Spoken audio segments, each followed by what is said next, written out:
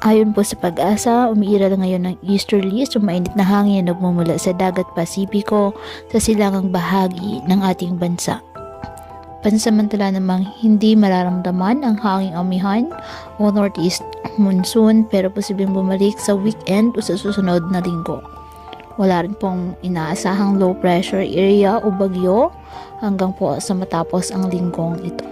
Wala namang gale warning na nakataas sa anumang baybay ng karagatan kaya malaya pong makapamalaot ang ating mga kababayang mangingisda at may maliliit na sasakyang pandagat.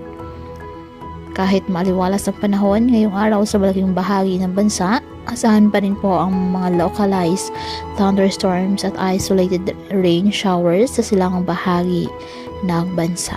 Mababa rin po ang tsansa ng ulan sa Metro Manila at mababa ang tsansa ng ulan sa malaking bahagi ng Luzon, sa Visayas at sa malaking bahagi ng Mindanao.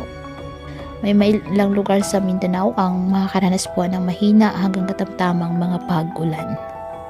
Kaya patuloy po natin na pag-iingat pa din ang ating mga kababayan sa banta pa rin po ng mga pagbaha at pagguho ng lupa at ugalin po na magdala palagi ng payong o kahit anong panangga sa ulan o di kaya na may sa init ng araw kapag lalabas ng ating mga tahanan.